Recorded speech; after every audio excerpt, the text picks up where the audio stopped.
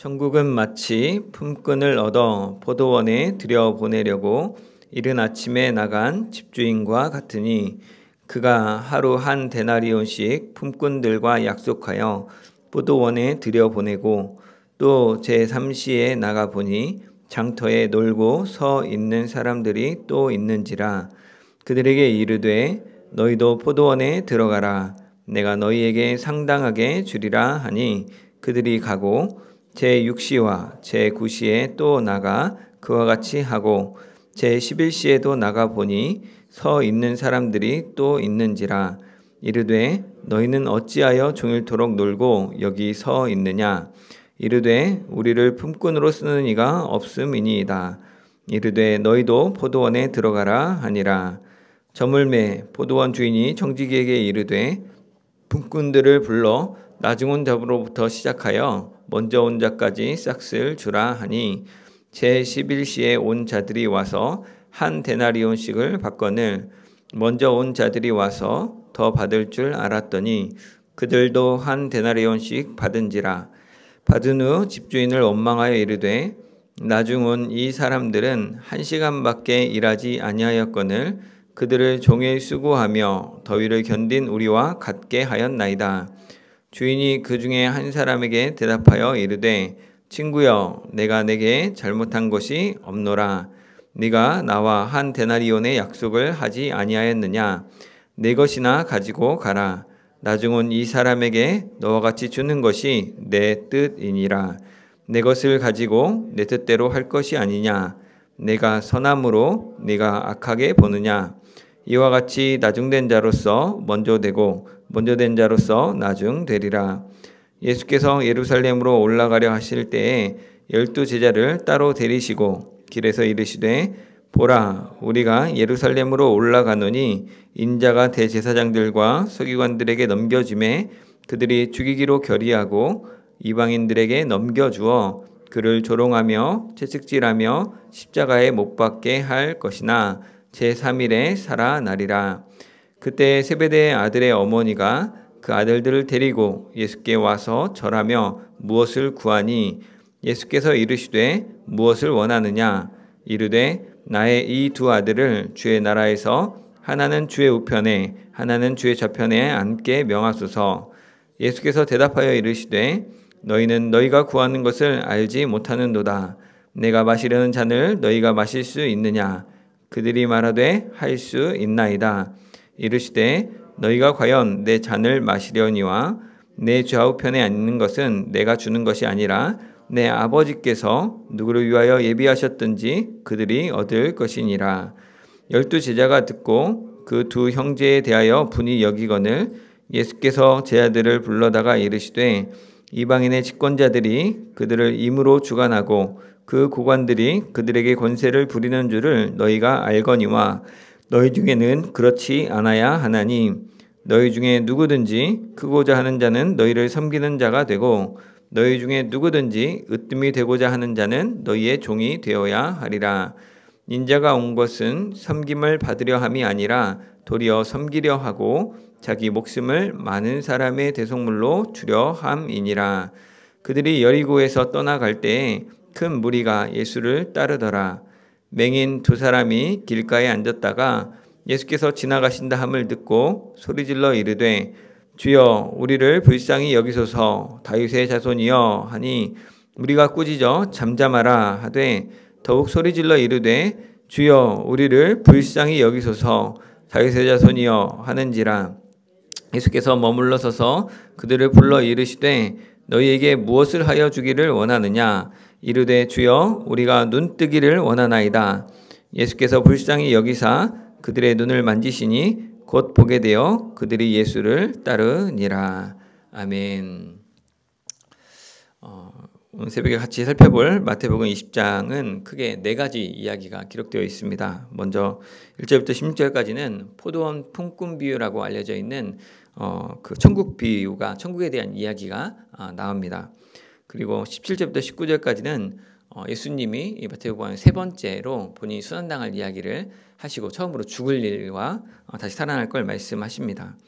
그리고 20절부터 28절까지는 세베대의 그 아들 야고보와 요한의 어머니 마리아가 예수님한테 찾아가서 그 자기 아들들을 예수님의 좌우편에 앉혀주십시오라고 부탁하자 예수님께서는 크고자 하는 자가 섬기는 자가 되어야 된다라고 말씀하시면서 인자도 예수님 본인도 섬기려고 자기 목숨을 대속물로 주려고 왔다라고 말씀하십니다.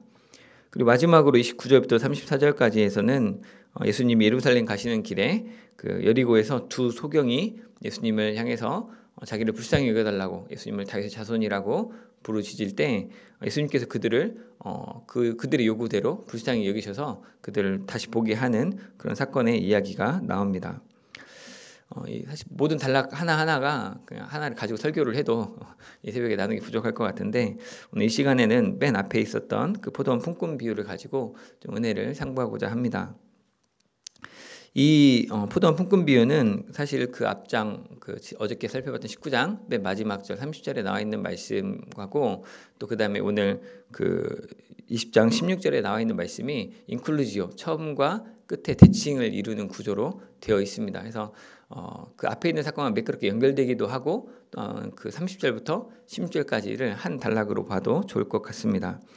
그래서 그 내용에 먼저 된 자로서 나중되고 나중된 자로서 먼저 될 자가 많다. 그리고 16절에서는 그 나중된 자로서 먼저 되고 먼저 된 자로서 나중되리라라고 앞에는 많다는 얘기를 좀 강조했지만 어쨌거나 시작할 때 하고 끝에가 딱 대칭을 이루는 걸 알 수 있습니다. 이 비유는 명백하게 얘기하고 시작하는데 이 천국은 마치라고 해서 천국을 나타내는 비유입니다. 근데 천국이 뭐냐면 천국은 마치 품꾼을 얻어 포도원에 들여보내려고 이른 아침에 나간 집주인과 같다. 그래서 굳이 문법적으로 따지는 게 의미가 없겠지만 천국은 집주인과 같다라는 거죠. 근데 그 집주인이 이른 아침에 포도원에 있을 일꾼들을 찾으러 나간 그 집주인과 같다. 호기심이 좀 생기죠. 그 내용은 이렇습니다. 주인이 이른 아침에 포도원에 일할 사람이 필요해서 인력시장에 나가서 품꾼들을 고용해서 포도원에 일하러 들여보냅니다. 이때 약속된 품삯은 하루에 한 데나리온, 노동자 하루의 품삯을 약속했습니다. 그 뒤에 제3시, 우리 시간으로 하면 아침 9시겠죠. 그 아침 9시에 다시 나가보니까 사람들이 장터에서 놀고 서 있는 것을 보았습니다. 그래서 그들을 불러다가 4절에 보면 너희도 포도원에 들어가라. 내가 너희에게 상당하게 제값을 쳐서 주겠다. 적당한 품삯을 주겠다라고 말하고 그들을 포도원에 들여보냅니다. 그 뒤로 제6시와 제9시 그러니까 12시와 오후 3시가 되어서도 나가서 그렇게 했다라고 이야기합니다. 마지막으로 11시 그러니까 오후 5시가 되어서 주인이 다시 나가봤는데 그때도 장터에 사람들이 또 서 있었습니다. 그래서 그 주인이 그들에게 물어보죠. 너희는 어찌하여 종일토록 놀고 여기 서 있느냐라고 묻습니다. 그저 그들이 답하기를 우리를 품꾼으로 쓰는 이가 없어서 이러고 있습니다라고 답을 하죠. 아무도 우리에게 일을 시켜주지 않아서 우리가 어쩔 수 없이 이곳에서 있다라고 이야기하는 겁니다. 아까는 왜 놀고 있냐고 했는데 노는 이유가 내가 할 일이 없어서 난 일하고 싶은데 일할 곳이 없어서 이러고 있습니다라고 대답한 거죠. 그러자 예수님이 이제 7절 하반절에서 그럼 너희도 포도원에 들어가라라고 포도원에 가서 일하라고 보냅니다. 그리고 날이 저물고 한 6시 됐겠죠. 퇴근 시간. 그래서 포도원 주인이 자기 청지기에게 불러다가 말합니다. 품꾼들을 불러서 나중 온 자로부터 시작해서 먼저 온 자까지 싹쓸 주라. 맨 마지막에 왔던 11시에 부름받았던 오후 5시에 와서 1시간 동안 일했던 사람을 불러다가 싹쓸 주었습니다. 근데 그 사람이 한 데나리온을 받은 겁니다. 그랬더니 이제 그 뒤에 왔던 아까 6시와 9시, 오후 12시와 오후 3시에 왔던 사람이 내심 기대가 생겼겠죠. 그리고 9시나 6시에 더 이른 아침에 왔던 사람도 기대가 생겼을 겁니다. 근데 더 받을 줄로 기대했는데 10절 하반절에 보면 그들도 한 데나리온씩 받았다고 이야기합니다. 그 11절에 보면 그들이 약속된 품삯을 받은 후에 그들은 집주인을 원망했다고 합니다. 나중 온 이 사람들을 1시간밖에 일하지 아니하였거늘 그들을 종일 수고하며 더위를 견딘 우리와 같게 하였나이다 하고 한 거죠. 우리가 더 많이 수고했는데 어떻게 똑같은 품삯을 받습니까? 이건 부당합니다라고 불평한 거죠. 그러자 주인이 대답하기를 13절부터 친구여 내가 너에게 잘못한 것이 없다. 네가 나와 한 데나리온의 약속을 하지 않았느냐? 네 것을 가지고 가라. 그리고 나중은 이 사람에게 너하고 똑같이 주는 게 주인이 내 마음의 뜻이다. 내 거 가지고 내 마음대로 하는데 내가 그 조금 줘야 될 사람들에게 많이 줬다고 해서 네가 나를 나쁘다고 악하다고 이렇게 나쁜 눈으로 쳐다보고 있느냐라고 책망하십니다. 이 이야기를 처음 접했을 때 어린아이들도 좀 고개를 갸우뚱합니다. 실제로 이 사람이 이른 아침부터 하루 종일 일하는 사람이 마지막에 오는 1시간 일한 사람과 똑같은 품삯을 받는 게 아이들이 보기에도 좀 불공평한 면이 있다는 거죠. 아이들이 엄마가 아빠가 심부름 시킨 걸 했는데 막내가 늦게 와가지고 잠깐 끼고 똑같이 치킨을 먹거나 피자를 먹을 때 같이 먹어라 그러면 입이 이만큼 나오는 거야. 우리가 아침부터 했는데 우리는 열심히 했는데 우리는 2조각 먹고 얘는 1조각 먹어야지 이렇게 나오는 것이죠. 그래서 실제로 오늘날에 노동조합이 있다거나 아니면 복지 정책들을 보면 그렇게 정하고 있지 않죠. 초과 수당 근무 시간을 많이 하면 그에 합당한 걸 주도록 그걸 투쟁도 하기도 하고 법으로 보장하기도 합니다. 그런데 또 이거는 우리가 다 아시겠지만 법리적으로 보면 이 모든 사람은 주인이 약속한 싹을 정확하게 다 주었습니다. 그래서 문제가 없다라고 이 집주인이 그 친구야라고 부르면서 얘기를 하고 있죠. 이 이야기를 가지고 공평의 문제, 공정의 문제, 정의의 문제를 이야기할 수도 있겠지만 본질적으로는 이 본문에 시작할 때 또 맨 마지막에 있었던 것처럼 이 이야기는 먼저 낸 자가 나중되고 나중된 자가 먼저 된다는 그 이야기, 그 이야기가 가지고 있는 천국의 역설적인 그 특징을 나타내는 것이 이 본문의 의도입니다. 천국이 어떤 곳인지를 설명하는 거고 품꾼을 고용하여서 포도원에 들여보내는 주인과 같다라고 설명을 했던 것이죠. 그러면 이 이야기에서 천국의 단편을 우리가 생각해 볼 수 있겠죠. 이른 아침에 부름받아 수고한 자는 그에 합당한 싹을 받습니다. 먼저 온 자가 정확한 약속한 바 그대로 조금도 추가감 없이 다 받지만 뒤늦게 온 사람들도 앞선 사람들과 동일한 싹을 받습니다. 여기서 주목할 점은 앞에 온 사람이 적게 받는다는 게 아니고 앞에 온 사람이 약속된 대로 다 주었고 늦게 온 사람에게도 그 사람이 받을 만한 것보다 더 많이 후하게 싹을 주신다는 것입니다. 오히려 늦게 온 사람들은 자기들이 느끼기에는 이런 대우가 좀 송구하고 황송할 정도로 내가 이렇게 한다고 주인님 너무 감사하다라는 마음이 저절로 터져나오게 하는 그런 대우라는 것이죠. 사실 천국이 이런 곳이죠. 천국에 들어간 사람은 천국의 소망을 가진 대로 천국을 기업으로 받는 겁니다. 그래서 천국에 들어간 사람은 그 누구도 자기에게 약속된 상급을 못 받는 사람이 없습니다. 잘하였다 착하고 충성된 종아 내가 나를 위해 수고했으니 너에게 합당한 값을 준다라고 하시는 그 약속대로 모든 사람이 하나님 우리가 예수님 믿는 그 시점부터 우리에게 주신 천국의 소망을 조금도 누그러뜨리지 않고 다 주신다는 것이죠. 그러나 그 천국에 들어가는 사람은 하나님의 선하심에 비롯된 은혜를 깨닫지 못하는 사람이 없다는 것이죠. 특히 나중에 들어온 사람들이 느끼기에는 하나님의 은혜는 말로 할 수 없이 크죠. 내 평생에 예수님을 이렇게 몰랐다가 내 노년에 예수님을 알고 교회를 와서 이렇게 했는데 성도들에게 이렇게 사랑을 받고 천국에 갈 수 있다는 게 주님 너무 죄송하고 너무 감사합니다 라고 고백하게 되는 것이죠. 그래서 이 포도원 품꾼 비유의 이 천국을 생각하고 나면 사실 포도원의 주인이 나를 불렀다는 품꾼의 입장에서 포도원 주인을 보면 조금도 문제가 생기지 않습니다. 약속된 품삯을 다 주시고 내가 기대할 만하지 않은 넘치는 상급을 주시는 분이기 때문에 하나님을 보면 만족스럽고 감사가 나오는 것이죠. 온 세상의 주인 되시는 하나님과 그 하나님께부터 부름받은 포도원, 하나님이 가꿔야 되는 이 교회와 이 가정과 이 직장으로 우리를 부르시는 거죠. 가서 열심히 일해라. 내가 이 일을 해야겠는데 하나님 나라의 일을 네가 좀 해라. 네가 남편으로 아내로 엄마로 아빠로 네가 목사로 장로로 성도로 이 일을 해라 라고 당부하신 것이죠. 우리가 그 일을 잘 감당하면 그거에 합당한 싹을 하나님 약속한 대로 주신다는 거예요. 천국의 소망을 천국의 싹을 주신다는 것이죠. 그래서 우리가 그 땀 흘려 수고하고 애쓰고 힘써서 이루어지는 결과를 보고 하나님 주신 열매들을 보고 감사하고 기뻐할 수 있겠죠. 그런데 이 시선을 하나님이나 하나님께 약속받은 내가 아니라 나를 보면서 하나님이 아닌 다른 사람들, 다른 품꾼들을 보면 그때부터는 문제가 생깁니다. 내가 더 많이 했잖아, 내가 더 많이 받을 거야라는 우울함과 우쭐함으로 교만하게 되겠죠. 또는 그 우울감이나 우쭐감을 갖겠고, 또는 반대로 땀들이 척게 하고 내가 늦게 와가지고 아이고 내가 무슨 뭘 하겠나라는 마음에 자기 낮은 자존감이 낮아지고 위축되겠죠.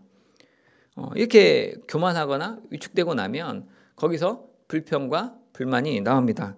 이게 무슨 저 주인이 훌륭하다고 하더니 나 1시간 늦더니 아이고 사람들 이미 완전 다 하고 있었구만, 날 들러리로 세웠네, 나는 쓸모도 없는데 내가 나이 먹었고 내가 힘없고 몸이 아픈데 나를 그냥 숫자 하나 늘리려고 갖다 넣네 라고 불평이 나오는 겁니다. 이 불평은 내가 하나님 부르신 포도원에 그 집중하지 못하도록 하고 포도를 하면서도 엉뚱한 상상을 하게 하는 것이죠. 이 교회에서, 이 직장에서, 이 가정에서 왜 나만 수고해야 됩니까? 저 사람들은 그냥 와서 뒤늦게 와서 알미만 쏙쏙 빼먹는데 그러고도 칭찬받고 나는 수고해도 왜 오해를 받고 인정도 못 받습니까? 불만이 나옵니다. 하나님께 사실 우리가 가면 하나님께 늘 우리는 하나님께 나의 이야기를 해야 됩니다. 내 이야기만 하면 됩니다. 하나님과 하나님이 아시는 내 이야기만 하면 됩니다. 근데 하나님 앞에 내 이야기를 하면서 자꾸 남의 이야기가 등장합니다. 목사님이 이래서, 장로님이 이래서, 권사님이 이래서, 이 집사님이 이래서, 내 남편이 이래서, 네 자식이 이래서 내가 힘듭니다. 하나님 살아계신데 왜 저 사람을 줘서 나를 이렇게 힘들게 하십니까? 근데 사실을 보면 하나님은 우리에게 그 사람을 줘서 우리를 힘들게 하는 것이 아니고 그 상황에서 내가 힘들어하는 겁니다. 그러면 하나님이 이러이러한 상황이 있어서 제가 힘듭니다예요. 내 남편 때문에, 내 자녀 때문에 내가 너무 속상합니다예요. 내가 속상하기도 하고 내가 힘든 건데 그 이야기를 못해서 저것 때문에 저 사람이 나를 힘들게 합니다, 이 교회가 나를 괴롭힙니다라고 내 이야기가 아닌 남의 이야기를 나한테 비교해가지고 해결해달라고 하는 것이죠. 그건 전혀 해당되지 않는, 주인과 나 사이에 전혀 약속한 바가 없는 얘기입니다. 나에게 사망의 음침한 골짜기를 지날지라 해가 두려워하지 않음을 내가 확신하는 건 내가 하는 거예요.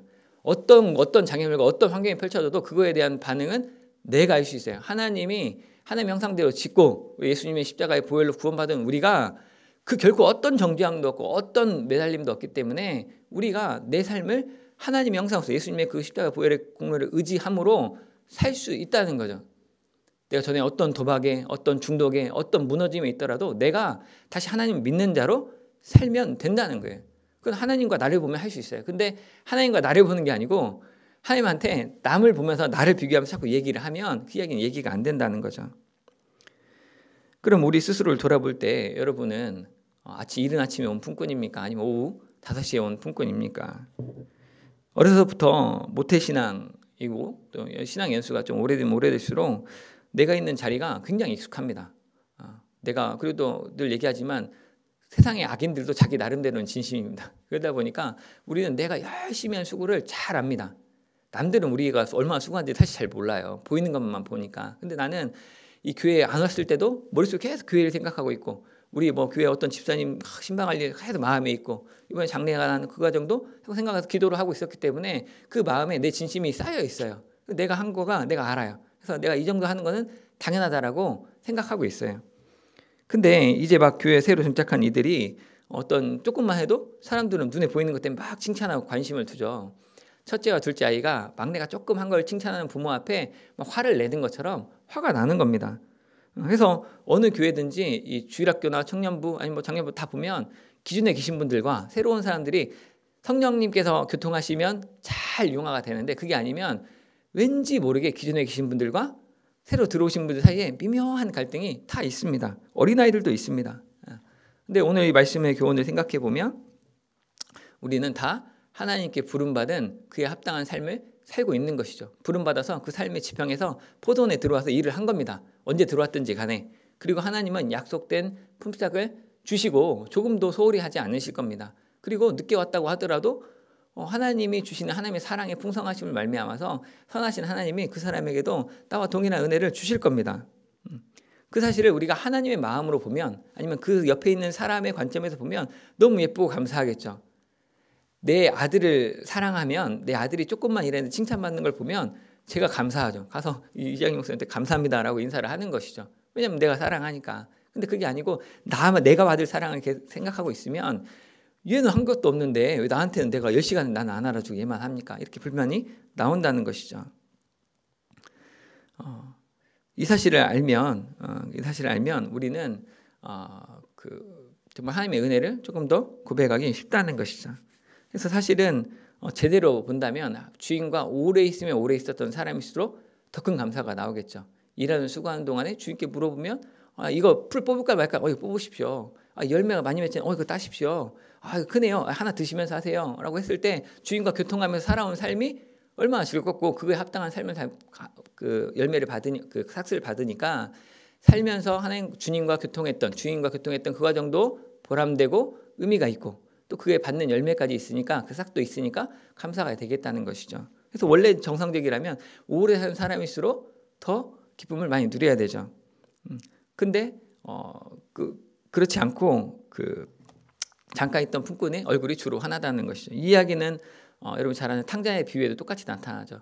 둘째가 잘못했죠. 아버지한테 유산을 달라고 해서 가서 이렇게 다 소진하고 돌아오면 그 아들은 사실 받을 몫이 이미 없죠. 근데 아버지하고 이미 한평생 같이 살고 이미 자기에게 전부 아버지의 소유가 전부 자기 것인 소유인 그 첫째 아들은 그 둘째 아들 와가지고 그 잔치 한번 해주는 것이 못마땅한 거죠.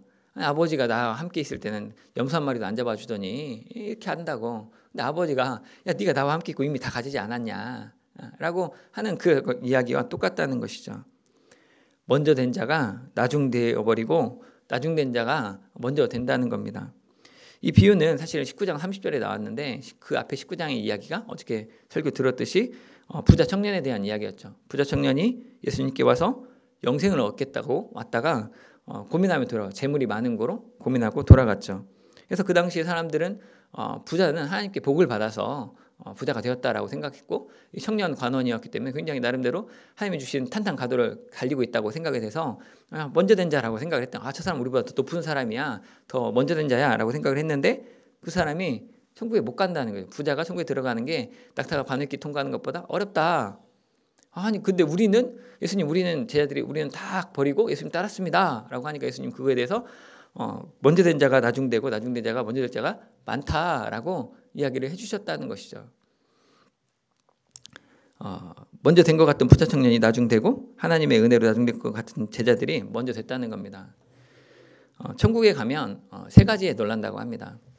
첫 번째는 내가 천국에 왔네. 진짜 내가 예수 믿기는 정말 내가 왔네 하고 깜짝 놀란다고 하고 두 번째는 저 사람도 천국에 왔네 하고 놀란답니다. 근데 또 마지막 놀라는 건 뭐냐면 근데 우리 목사님 어디 갔지? 제가 두렵고 떨리는 듣는 농담입니다. 누구보다 먼저 될 것 같은 사람이 천국에 없을 수도 있다는 겁니다. 두렵고 떨리는 마음으로 이 새벽에 우리를 부르시는 그 주님께 나아가서 주님이 우리를 부르신 그 포도원에서 기쁨과 충성됨으로 주님만 바라보고 주 앞에 충성하는 저와 여러분 되시기를 주님의 이름으로 축원합니다. 사랑하는 주님, 우리로 주님 다스리시는 세상에 주님의 일을 감당할 일꾼으로 부르신 것 감사합니다. 우리가 주님께 부름받은 자리에서 충성을 다해서 수고하게 하시되 그에 합당한 상급으로 베푸실 것을 믿습니다. 우리로 다른 사람들을 돌아보며 불평하기보다 오직 우리를 부르신 주님과 그 약속을 붙들고 주님께 집중함으로 감사와 찬양으로 살아가게 하여 주옵소서. 먼저 된 자로서 나중되지 않도록 나중된 자로서 먼저 되도록 변치 않는 삶 살게 하여 주옵소서. 주님 사랑합니다. 예수님의 이름으로 기도드립니다. 아멘.